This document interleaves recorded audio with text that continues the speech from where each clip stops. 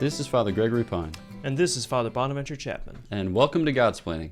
Thanks to all those who support us. If you enjoy the show, please consider making a monthly donation on Patreon. Be sure to like and subscribe to Godsplaining wherever you listen to your podcasts. Father Bonaventure. Father Gregory.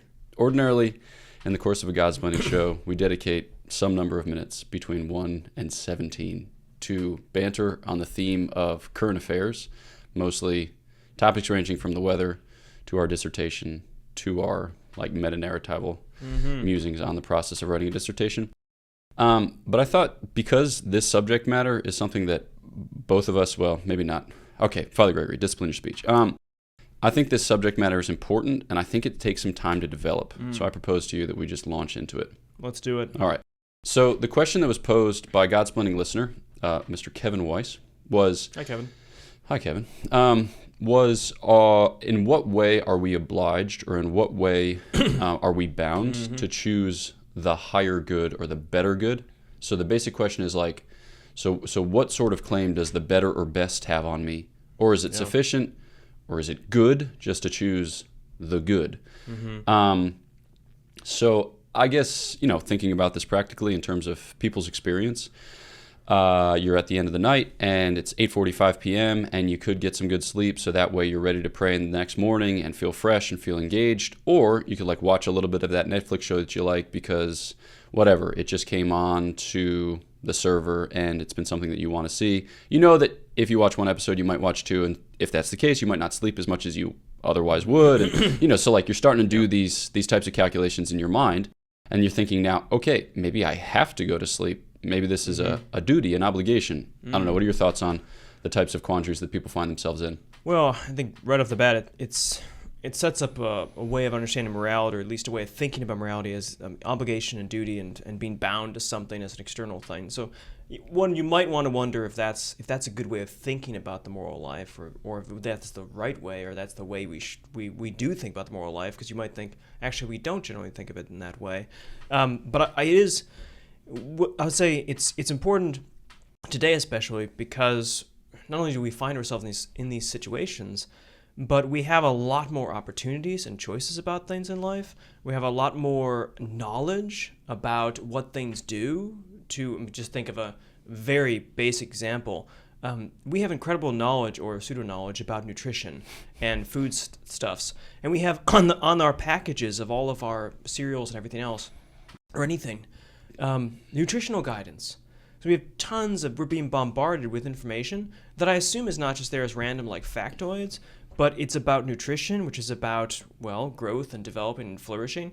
And so you're bombarded with information that says this might be good, this might be bad, and then you're asked to make choices, but you don't. It seems odd to be thinking I need to look to find out, to make sure that my sugar content in my cereal or my dietary fiber content is maximized. So regardless, before we even start the question, I think modern life today, back in, we'll go back to the ancient time, I don't know, 120,000 years ago, for instance, I assume you just saw animals and just ate them. And if you were lucky, oftentimes it was just you had plants and you tried to eat it, right? And then it might have poisoned you, and then you say, no, eat that plant, or whatever the noise was, whatever that might have been. So I think it's always a question of whether we should do things better or worse, and how much we ought to do this, and when you bring in moral stuff. But today it presses one specifically, one, because of the information, and two, because of the larger issue of our moral sense has been removed in most of modern life from where it ought to be, in a way, and it's kind of released. The moral oughts and imperatives have wandered off of their proper seat, and now they're invading and taking over other chairs they ought not take over. For instance, I don't think sugar content should be run in the same way as mass obligation or mass attendance. So I agree, it's a serious problem. It's a human question of the good, but it's exasperated by the modern life and the information we have, and then I think the misplaced moral imperatives and judgments. Yeah, I think in our moral theology class with Father John Corbett, he was talking about how, the development of the natural law. So St. Thomas has this question where he describes how the natural law can't be blotted out from the heart of man, but man can come to a less excellent appreciation of the natural law by virtue of sin, vice, fell custom, etc., or he can progressively come to a better appreciation of the natural law insofar as, by inquiry of mind and by, sympathy of heart, he learns really like what things are and how he ought to interact with them. So he's talking about like environmental sins as a thing that St. Thomas Aquinas wouldn't have thought about, but that's, the type of thing in the 21st century that people care about pretty seriously.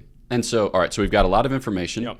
We've also got like a certain development of the natural law and heightened sensitivities. And more freedom and choices. Sure. More opportunities, too. Yeah. You think about like the prospect of travel, for instance. You can go here and there more quickly, more efficiently than you could formerly, and as a result of which you have more options. Yeah. But also I think some of our values are somewhat cattywampus insofar as, the 21st century modern world cares about things, and it doesn't necessarily care about them in the same way that God does, right? So there's a lot of pressure there too, to feel intensely or to care intensely about things which may not be for us, right? So there's like a pressure to care a billion times or a billion% for, for the environment, for whatever other issue of Catholic social teaching, but as if they were all the thing.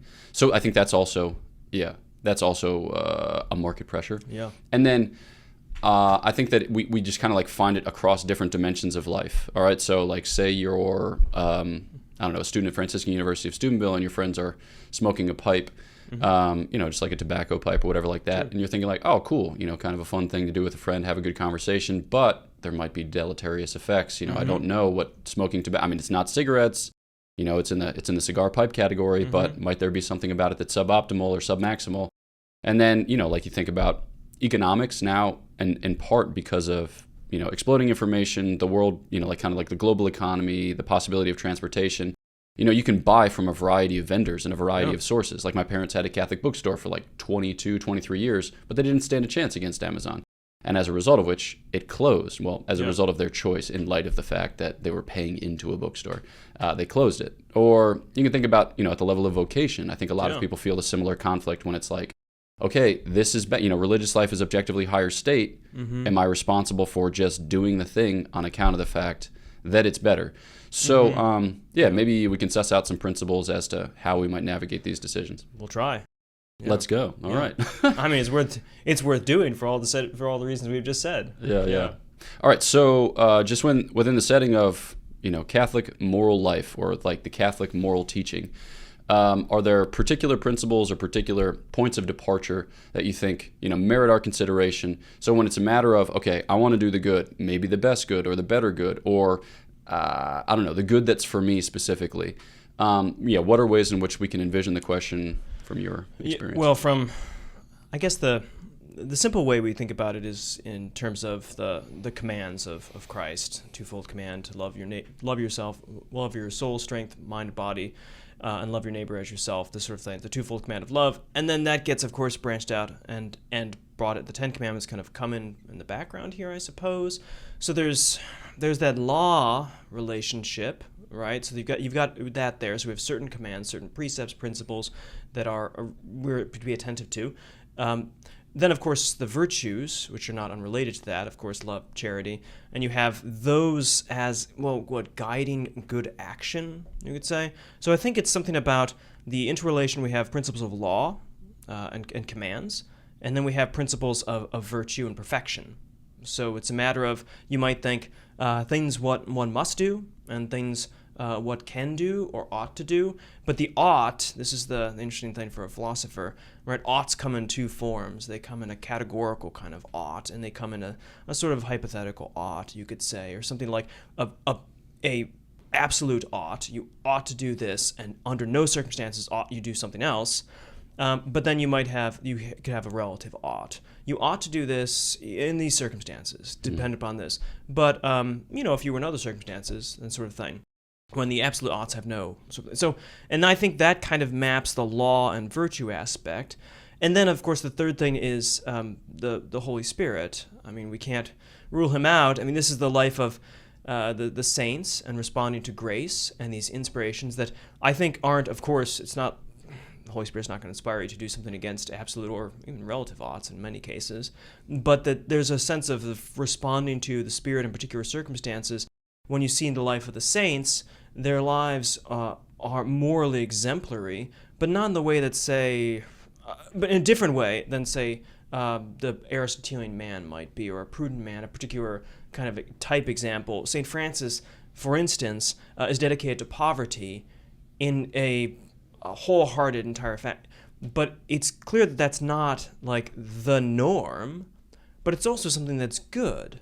So it's not law, but it's also a good. And so here again we have this balance, I think, between law and virtue in the commandments and the perfection of the life, moral life. Yeah, I think sometimes in Catholic conversations we place, well, how do you describe this? We make a false dichotomy between a kind of moral life or a moral vision that's characterized by like law, duty, and obligation versus one that's characterized by happiness, flourishing, freedom, virtue. But I think you're right to say, both are present and both are goods. I think about the way that St. Thomas Aquinas describes the moral life in the beginning of in the Prima Secundae. He says that you've got these different helps, as it were, that God provides us with in order to draw us to himself in the context of a moral life. And so he says there are interior helps, and for those interior helps he identifies habits, specifically virtues, and then, or among them, he identifies habits and virtues, and then he says exterior helps as well, among which he names grace and then law, right? So, and specifically in the order law and then grace. And I think about my own experience, sometimes you're trying to figure out what to do, and you're consulting your please God virtuously formed appetites. But it's good, just to have a law insofar as, I need not think further about this particular issue because it's well defined for me. It's like, okay, I want to love the Lord with my whole heart, soul, strength, and mind, and I want to love my neighbor as myself. And in this particular instance, it's a Sunday, and my neighbor is in need, and he's asked me to help him, refurbish his basement. But I also know that I'm not supposed to work, and that law is very clearly promulgated. All right. And I might try to, do a little mental backflip and convince myself that this is leisure, but it's work. I need to be able to find a way in which to do this that's not on a Sunday, for instance. And I need to be able to make it to Mass on a Sunday morning. So it's like the law just makes clear who I am, what I'm for, so that the rest of my life can, take the appropriate shape in light of that fact. So I think maybe that's part of the story is to say, okay, there are laws and there are virtues, to take two big baskets, and both have a place. It's not to pit them against each other. That's right. No, and sometimes balancing out is a difficult question, and perhaps it's good to think about not only external, internal, but think about like guideposts or slalom gates, for instance, that you have to the laws kind of provide outside the boundaries, you could say, and the virtue but within there, that's where you need to figure out. It might be best to decide what I do and how do I act within those boundaries, sort of things. The second thing is to say, with both those positions, they can be, when taken to extreme, become problematic morally. So the law one becomes legalism, you could say, and rigorism if you're not attentive to the virtue side. So if you don't balance it out. In the same way, but though I would say the virtue side, if you're too attentive to the kind of perfectionism model of things, you miss out on the law kind of boundary models, and it could slide into some sort of just moral calculus, some sense of, okay, I've got to perfect this sort of thing. The things we started at talking about I always think that modernity is about the perfection of material extension. It's about turning us into machines and making sure it's well oiled and perfect size for everything. So it's a matter of, even within law and virtue, I think you've got two pistons, you could say, or two lungs, or two wings, or 2 feet, or 2 birds. I don't know. Whatever. When you have two of and you want to move somewhere, they're both helpful for this. And of course, Thomas talks about grace as the law written on one's heart, which is mystifying to me, but beautiful. Because I think the law ought to be written on one's heart, and I think that's a way of unifying them. I know what he says. I just don't know what it means. Yeah. So one way in which St. Thomas proposes, the interrelation between law and grace is he says, okay, so I'm going to describe it in terms of precepts and counsels. All right. So the precepts are the bread and butter. There's what's required of all Christians. And then the counsels are particular ways in which you can seek to live those precepts. So precepts would be like the 10 Commandments, right? But he describes the 10 Commandments as secondary precepts of the natural law. The primary precept of the natural law is do good and avoid evil. the way that that's made concrete and particular in a Christian setting is, like you said, love the Lord your God with your whole heart, soul, mind, and strength, and then love your neighbor as yourself. So the virtue that counts the most, which represents the fulfillment of the law, is charity. But that doesn't mean that that clears out all other virtues or makes all other laws null and void. Because you can think of these other laws and the virtues which kind of inform the Christian as he seeks to carry them out as secondary to, as not like accidental to in the sense of unnecessary for, but as like ancillary to this primary pursuit. Yeah. And so what they do is they flesh out what it means to love. Yeah, exactly. Specific, more specific context. Yeah. Like what it means to love the Lord your God with your whole mind, heart, soul, and strength. And these are precepts. These are the things that are demanded of us, right? So we want a relationship with God, and we want to respond to that relationship adequately, fully. And so the precepts detail what that means, and then the virtues inform our pursuit. So the two go hand in hand as we seek to fulfill the law, right, but ultimately to embrace the object of our love. And then counsels, all right, you might do it this way or that way or the other way, are different ways in which we can go about the pursuit of fulfilling these precepts. So like the evangelical counsels, poverty, chastity, and obedience, specifically in the context of the life, like the religious life, is one way to go about that. But all Christians are called to a spirit of poverty, chastity, and obedience. And in particular instances, like the fact thereof. And then those become means or ways counseled by God. You can think about Matthew 19, the conversation with the rich young man, as, like chosen means whereby to fulfill these precepts or, come to the fulfillment of the law. And so we can think about the two as, again, law and virtue at the heart of this vision, and then different ways proposed that we can come to the fulfillment thereof, which afford for some liberty and freedom, but ultimately conduce to this perfection. Yeah, and I think people, so it's one of those where whenever Dominicans like to, seldom affirm, never deny, always distinguish. And when someone wants to, so we'll say moral maximizers.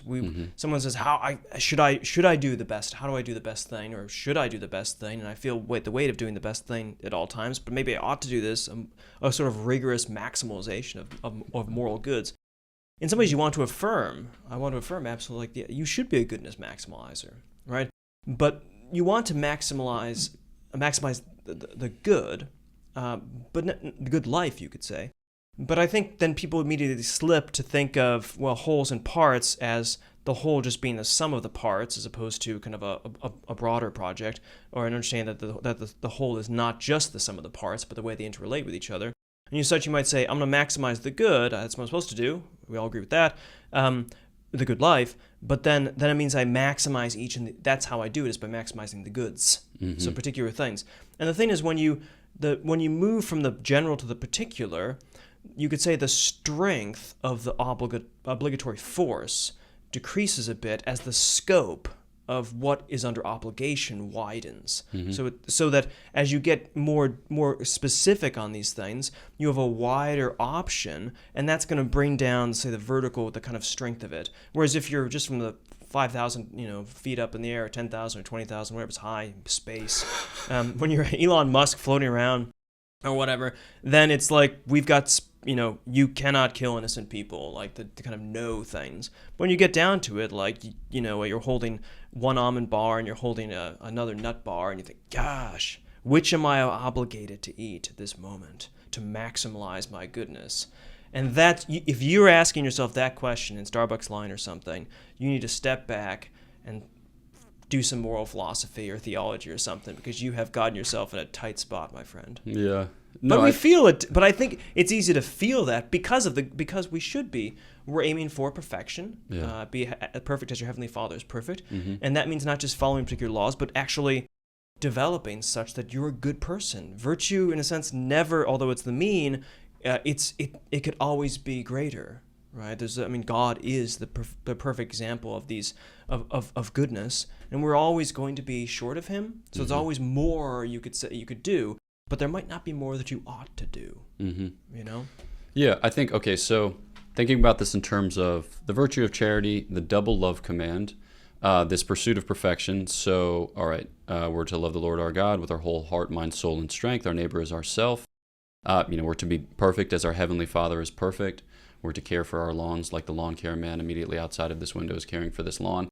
And in light of these facts, right, we need to go about, like you said, picking concrete and particular goods. All right, I think about this in terms of the theology of charity of remiss acts. If you haven't, listener, if you haven't heard about that, I don't know that you have to look into that, because the next 2 minutes will give you a nice little thumbnail sketch. I'm excited. Basically, like God, gives you a certain degree of charity, which is to say, like charity with a certain intensity and extensity.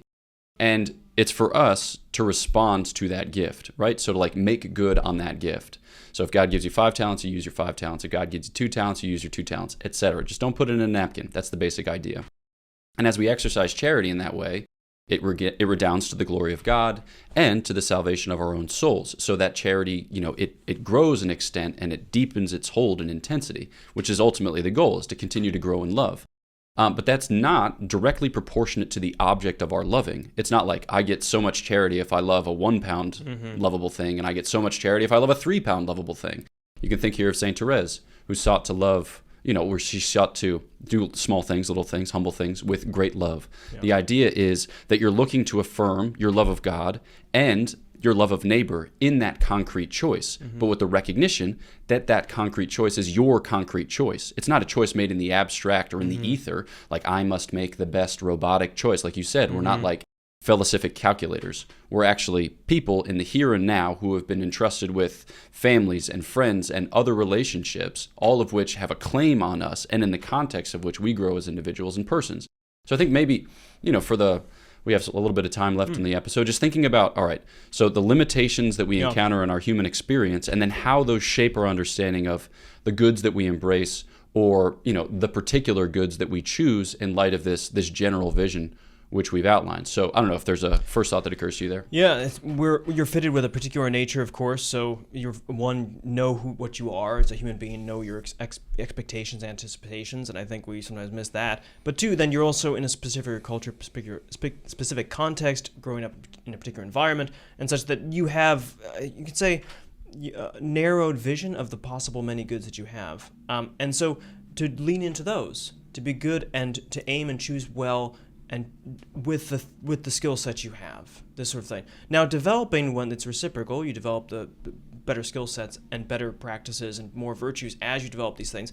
But to start making just good decisions, I think not worrying about sometimes what's that phrase? The enemy of the don't let the perfect be the enemy of the good. This is fantastic because often you conflate the perfect with the good. But the matter is, just start doing good. Start doing good things, and don't worry whether you're doing the best good thing in this moment possibility. Instead, just start doing the good, and you will learn your way to the best as you go through that. But the best way to get to the best is by doing good, and the best way to miss the best is by trying to figure out what is the very good thing to do. In that case, you might fall into bad just by merely waiting when you have to act. So starting in actually just doing good. Unless it's clear that, for instance, it's good for me to nourish my body, and it's good for me to save someone from getting hit by a car at the moment, and I could either push that person out of the way, or I could go, get a Starbucks or something. Both goods, but okay. But in general, our life we don't experience this kind of thing. We generally have little decisions about advancing the ball forward. And that's where we start practicing based on our own limitations about who we are, our backgrounds, and what we're capable of. And that's great. But those capacities expand with choosing the good each time you choose it. Yeah. I think that, all right, so we're talking about the peculiar Christian vocation that each seeks to embrace. Maybe just applying this to a theology of vocation. Yeah. All right, you might say, all right, religious life, we said, is an objectively higher state. Then the question is, does that objectively higher state now have a claim on me? Like, must I thrill at the thought of what is objectively higher and respond accordingly? And I think the answer we would say to that, I'm actually astonished by how loud it is outside this room. It's impressive. Dear listener, I hope you're enjoying the musical stylings of Hanover, New Hampshire. No, because each person is called to a particular and peculiar vocation, right? So there has to be a subjective appropriation of the call of God because it's actually addressed to us as an individual. And like you said, so we're limited. I mean, all human beings are limited by virtue of the fact that we're not angels, we're not God. We're here, we're now, we're dragging this body around with this tired soul, et cetera, right? But also, like, you live in this time and in this place and in these material circumstances in relationship with these particular people, all right? So you might not have a lot of money. And it might be less expensive to buy from a mega corporation. If you play that out to the nth degree, might that ultimately result in like the destruction of small business in your local level? It might, right? But I don't think that you're responsible for the scope of that decision because you're living here and now in these material circumstances, like in these particular relationships. And all of that has something to say about the way in which you respond to that call. The conditions, the circumstances, and the environment. The other thing to say about with vocations, like when you have an objectively higher good, don't conflate that with the necessary good. And that's why we might feel, and then you feel drawn to, well, it's objectively better, therefore I must do it. You might want to say to yourself, well, it's objectively better, therefore I could do it. Like it's not with a vocation, everyone could be called to vocation, not everyone individually because then the planet just ends. And maybe that's what Jesus wants us to do, is no more children. But it seems unlikely given other commands he's given. So not everyone is called to be religious, at least in this life, but everyone could. It's possible that you individually, there's no one excluded in general as a possibility. In the actuality, you might not be, might not be something you desire and that you want, that's fulfilling to you. But because it's objectively better, it's good to think about and ask yourself the question, ought I think about religious vocation? And then not hem and haw about it like, well, it's the best, therefore I ought to do it. No. Do I want to do it? Yeah. Because it could be something, it's better. It's better. Maybe not better for me in the particular circumstances of my holiness, but in the general sense of a human being, well, it's better to do this. In the general. And then the particular works it out. Yeah, and I think that when our minds are informed by what is generally better or best, right, that's part of the moral process whereby we come to resolve on this decision or that decision. But ultimately, like you said, it has to register at the level of me personally, right? So we've mapped out this vision of law and grace, or of law and virtue. But ultimately, I think that, in light of the fact that we're fallen human beings, we come into the world kind of bent, and part of the drama of human existence is getting unbent in Christ. So it's like by growth in virtue, your desires are healed and elevated, such that, if you're praying, if you're making good use of the sacraments, if you have good friendships, if you have a modicum of penitence in your life, you're studying the faith, your service to the material poor, etc., then you can begin to trust that your desires are being shaped according to the very heart of Christ, and that you can follow them because they reflect his particular entrustment of a vocation to you, And so, God is provident. God has a plan whereby he orchestrates the movements of all concrete particular things in the universe such that they redound to his glory by a glorious diversity. Right? And you have one particular role to play in that vision, not as if you were just prescripted or, freely. Freely, That's, yeah. And the actualization of free choice is actually a good. It is a good that you make free choices. So you not just like finding what you have to do, but choosing what you want to do is a goodness in itself. Don't want to get existential and Jean-Paul Sartre, and always that's what the fundamental good is. But free choices are good, otherwise he wouldn't give it to us. Yeah, and so in the unfolding of, my and your free life, it's not as if there's some divine notion of how we could be if we were to make all the maximal optimal choices, whereby God is, kind of judging us against this perfect paradigm, or through which God is seeing us and making us to choose all the things by an inexorable law. No, it's like God entrusts us with our lives and he operates in and through our freedom, and he's excited to see what we make of it. And that means responding to the healed and grown desires, the healed and elevated desires that, take root gradually over the course of our ongoing conversion, and which have us in contact with concrete and particular goods, which represent something for me, such that they can be revealed to you, to the universe, as part of the glory of God and the story of the salvation of souls. So I think that, when you come back to the question of, if you want to smoke a cigar because it's a great way to have a, meaningful exchange with a friend that you might not otherwise have on account of the fact that it's difficult just to be like, let's talk, right? But when you smoke, it's like, hey, great cigar. Also other things, Or, with the mega corporation, we kind of map that out. The vocation question, we map that out as well. But I think that this has application in a variety of circumstances in our human lives. So we need not be terrified at the prospect of not choosing the better and the best, but we ought to be excited at the prospect of choosing the good for me in light of the good that God has entrusted to me. So we're coming to the end. Final thoughts? Yeah, you shouldn't be, even though the modern life conduces one to this, you ought not to be paralyzed or anxious and therefore then apathetic. Like there's a sense in the modern moral life, it's about, oh my gosh, I have to maximize these things, and there's so much evil in the world and there's so much good that I could possibly do. And you say, I've got to figure this out, and then you realize it's not possible you could figure this out. It's inhuman to do this kind of calculus model things, living a particular extreme moral goodness, so-called. And so you just let it go. As opposed to that, just realize, oh my gosh, common sense might be true. There are good things and there are bad things, and I should do good things, and there's plenty of options of good things, and sometimes good things is actually freely choosing amongst good things that makes it a better good thing. And that the moral life is a matter of growing in the life of grace, in the life of a human being, just as the way as childhood should not be a fraught moment of, oh my gosh, should I play in the sandbox here, or should I work on my vowels or something, because in the later I need to make sure no, child life is a development going along with small steps that lead to a beautiful, hopefully, end product, and obviously sanctification and salvation. As the moral life is just the continuation of the development of the human person, and so it should be exciting and adventurous and enjoyable, and with its fits and starts, but not something to be paralyzed with or anxious about. And that in this what should we say, overwrought way that you can see so much in modern culture. Yeah. No, I think that the example of human maturation, or going from childhood to adolescence to adulthood, is a great example, right? I mean, it's not for us to like look at the 2-year-old and say like, I am going to play you baby Mozart and teach you 5 Romance languages before the age of 5, because that will set you up best for flourishing in the setting of like the UN whatever Security Council. We've seen how this goes. It develops people that ought not lead our countries and yet do. Yeah, so it's not for us to optimize or to maximize. It's for us to respond to the grace that God gives in a way that's consistent with the vocation that he is currently bestowing upon us. So that's all that we have for you today. Thanks so much for listening to this episode of Godsplaining. Please follow us on Facebook, Twitter, and Instagram.